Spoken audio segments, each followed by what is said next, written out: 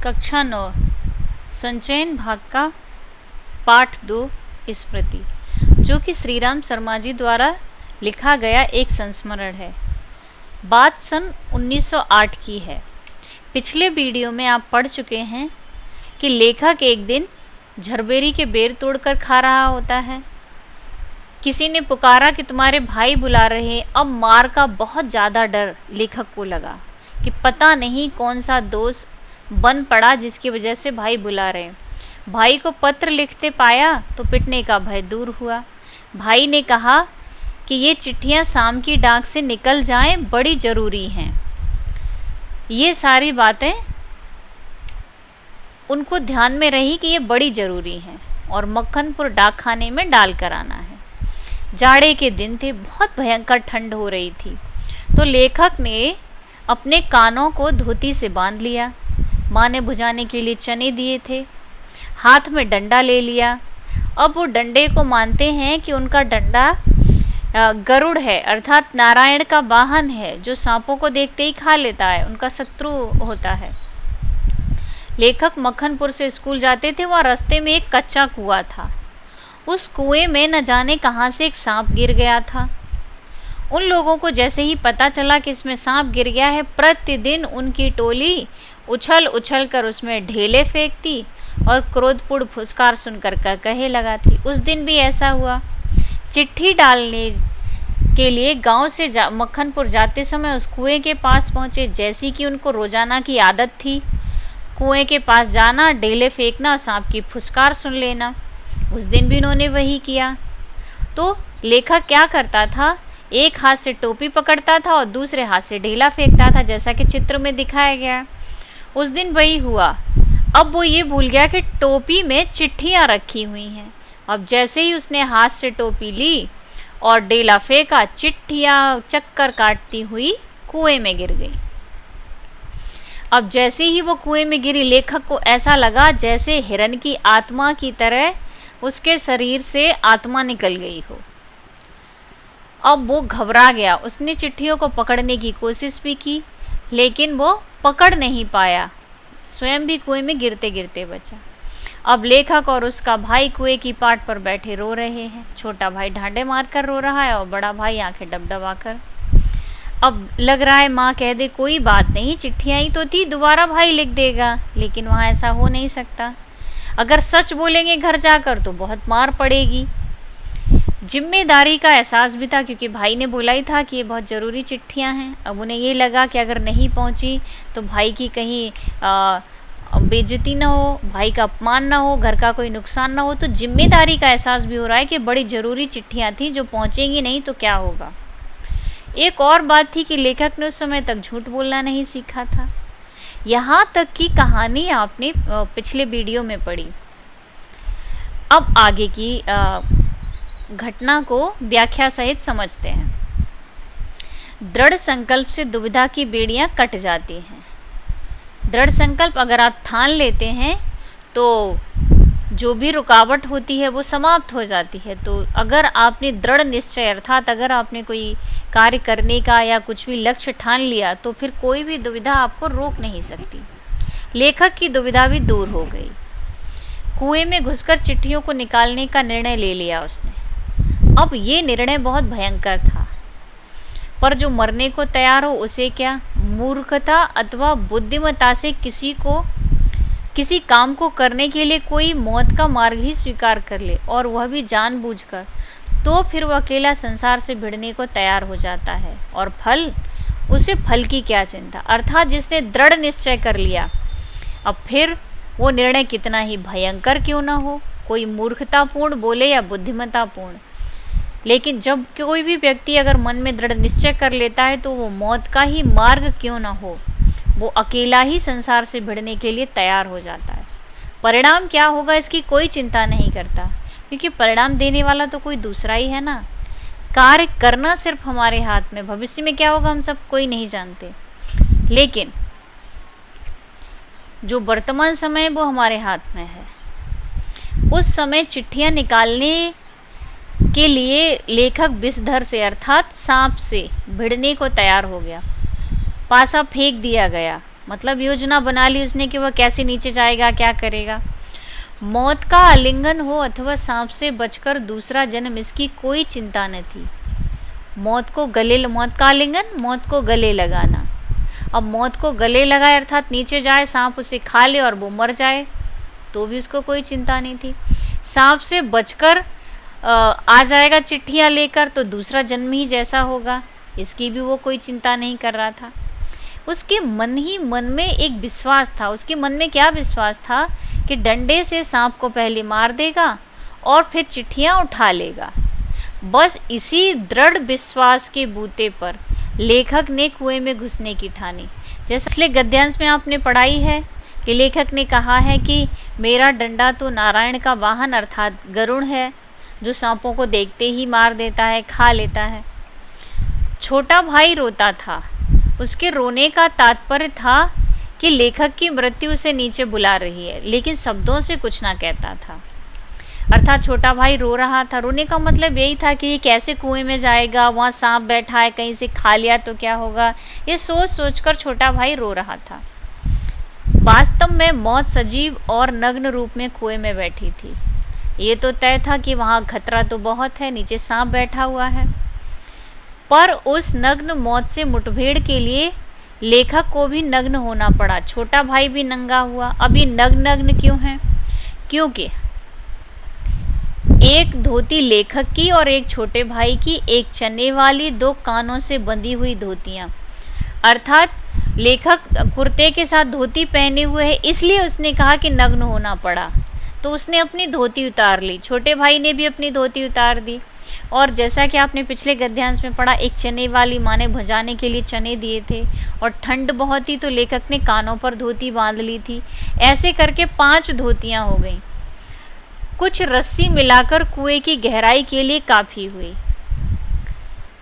दोनों लोगों ने, लेखक और उसके भाई ने, धोतियाँ एक दूसरे से बांधी और खूब खींच खींच कर आजमा लिया, गांठें कड़ी हैं या नहीं। देख लिया कि कहीं खुल ना जाए और रस्सी टूट जाए और वो नीचे गिर जाए। अपनी ओर से कोई धोखे का काम न रखा। धोती के एक सिरे पर डंडा बांधा।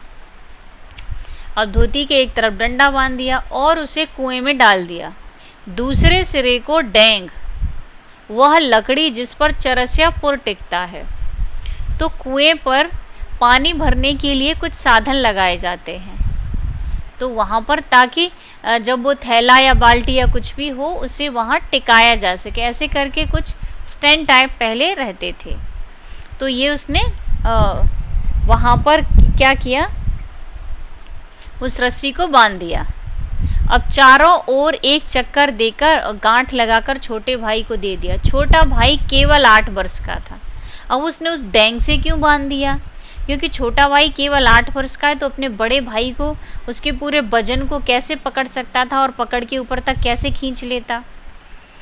तब उसे खूब मजबूती से पकड़ने को कहा। बांध तो दिया ही था उसको अच्छे से और मजबूती से पकड़ने को कहा। लेखक कुएं में धोती के सहारे घुसने लगा। छोटा भाई रोने लगा, उसे डर था क्या करेगा।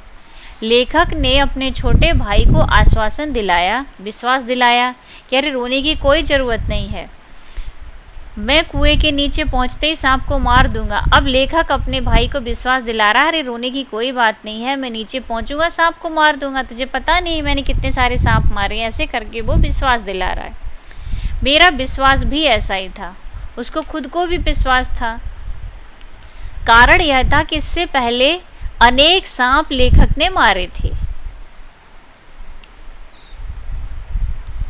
इसलिए कुएं में घुसते समय लेखक को सांप का तनिक भी भय न था। उसको मारने में बाएं हाथ का खेल समझता था। कुएं के धरातल से 4-5 गज रहा हूँगा, तब ध्यान से नीचे को देखा, अकल चकरा गई। जब उसने नीचे देखा कि अरे नीचे क्या है, सांप फन फैलाए धरातल से 1 हाथ ऊपर उठा हुआ लहरा रहा था। लेखक ने सोचा कि नीचे जाऊंगा, सांप को मारूंगा और चिट्ठियां ले आऊंगा। उसे बिल्कुल भी डर नहीं था सांप का, क्योंकि पहले भी उसने बहुत सारे सांपों को मारा था। और सांप को मारना तो वो बच्चों का खेल समझता था, बाएं हाथ का खेल समझता था। तो लेकिन जब वह कुएं में नीचे उतरने ही वाला था, थोड़ा ऊंचाई पर था, तब उसने नीचे देखा कि सांप उसके इंतजार में बैठा हुआ है। अब मैं इसको आप ड्रॉ से थोड़ा सा समझाती हूँ। जैसे लेखक रस्सी से नीचे उतर रहा है, अब सांप यहाँ बैठा हुआ है फन फैलाए, उसने देखा, और लेखक रस्सी के सहारे यहाँ से यहाँ उतर रहा है। अब लेखक ने देखा कि अरे यहाँ पर सांप बैठा हुआ है, तो वो डर गया, बुरी तरह से डर गया। सांप फन फैलाए धरातल से एक हाथ ऊपर उठा हुआ लहरा रहा था। पूंछ और पूंछ के समीप का भाग पृथ्वी पर था, आधा अग्रभाग ऊपर उठा हुआ था, अर्थात वो फन वाला जो हिस्सा था वो ऊपर उठा था। लेखक की ही प्रतीक्षा कर रहा था, जैसे सांप लेखक को ऐसा लगा। नीचे डंडा बंधा था, मेरे उतरने की गति से जो इधर उधर हिलता था। लेखक उस रस्सी से उतर रहा था, तो उसके उतरने से वो डंडा इधर उधर हिल रहा था। उसी के कारण शायद मुझे उतरते देख सांप घातक चोट के आसन पर बैठा था। घातक चोट का आसन, जैसे सांप जा रहा है तो वो जाने का उसका वो निर्णय है, लेकिन अगर वो फन फैलाकर कुंडली मारकर बैठ गया, मतलब कि वो आक्रमण करने की पोजीशन में आ गया। आपने देखा होगा जब वो बैठता है तभी वो फुसकार मारता है, अगर वो जा रहा है तो फिर वो चुपचाप चला जाएगा। तो ऐसे में वो यहाँ पर उसकी पोजीशन में आ गया आक्रमण करने की, तो घातक आसन पर आ गया। सपेरा जैसे बीन बजाकर काले सांप को खिलाता है और सांप क्रोधित होकर फन फैलाकर खड़ा होता है, फुंकार मारकर चोट करता है, ठीक उसी प्रकार सांप तैयार था। बहुत सारे लोगों को ऐसा लगता है कि सपेरा जो बीन बजाता है, सांप उस मधुर ध्वनि को सुनकर उस पर नाचता है। सांप के कान नहीं होते, वो सुन नहीं सकता, तो वो उस मधुर ध्वनि को सुनकर केवल ये समझने की कोशिश करता है कि हो क्या रहा है। और सपेरा जब बीन को हिलाता है तो सांप क्रोधित होने लगता है और क्रोध के कारण फुंकार मारता है। सबको ऐसा लगता है कि सांप नाच रहा है, ऐसा कुछ भी नहीं होता। ये एक अंधविश्वास है कि सपेरा बीन बजाता है और सांप नाचता है। जैसे सपेरे की बीन पर सांप क्रोधित होता है, वैसे ही सांप क्रोधित हो रहा था और तैयार था एकदम। उसका प्रतिद्वंदी मतलब उसका विपक्षी, शत्रु लेखक उससे कुछ हाथ ऊपर धोती पकड़े लटक रहा था। धोती डैंग से बंधी होने के कारण कुएं के बीचों बीच लटक रही थी। लेखक कुएं के धरातल की परिधि के बीचों बीच ही उतरना, लेखक को कुएं को परिधि के बीचों बीच में उतरना था। अब इसके माने थे सांप से 1.5-2 फुट, गज नहीं, गज का मतलब होता है कई फुट, लेकिन यहाँ पे 1.5 या 2 फुट, इससे ज़्यादा वो और दूर सांप से नहीं रह सकता था, बल्कि गज भर की दूरी भी नहीं होती अगर सांप और लेखक पास पास होते। धरातल मतलब जो जमीन होती है वो, और इतनी दूरी पर सांप पैर रखते ही चोट मारता, क्योंकि कोई भी सांप 1.5-2 फुट से बड़ा होगा। स्मरण रहे, कच्चे कुएं का व्यास बहुत कम होता है। लेखक ने याद दिलाने के लिए कहा है, ये भी ध्यान रखें कि कुएं में नीचे ज़्यादा जगह नहीं होती। नीचे तो वह 1.5 गज से अधिक होता ही नहीं, यानी जो कुआं होता है ऊपर की तरफ थोड़ा बड़ा और नीचे सकरा होता है। कुआं इस तरह और ऊपर बड़ा होता है, तो नीचे और भी कम जगह होती है। तो इस तरह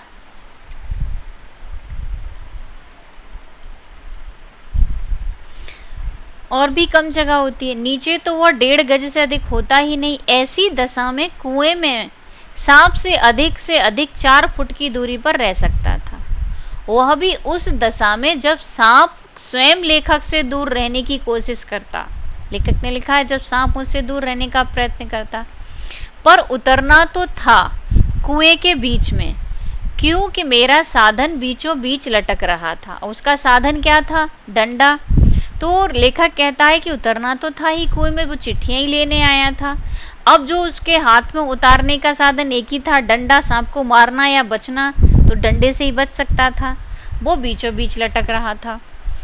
ऊपर से लटक कर तो सांप नहीं मारा जा सकता था, उतरना तो था ही, थकावट से ऊपर चढ़ भी नहीं सकता था।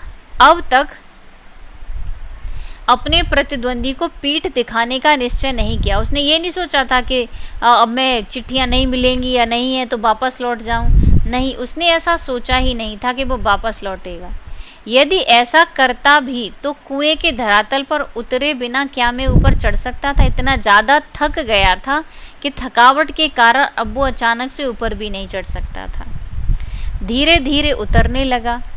एक एक इंच ज्यों ज्यों नीचे उतरता जाता था, त्यों त्यों मेरी एकाग्रचित्ता बढ़ती जाती थी। लेखक जैसे जैसे नीचे उतर रहा था वैसे वैसे वो ध्यान स्थिर कर रहा था। किस पर? सांप पर। मुझे एक सूझ सूझी। उसने एक उपाय सोचा, एक तरीका सोचा। दोनों हाथों से धोती पकड़े हुए मैंने अपने पैर कुएं की बगल में लगा दिए। उसने हाथ में धोती पकड़े पकड़े कुएं की बगल में पैर लगा दिए। धन्यवाद। शेष अगले वीडियो में।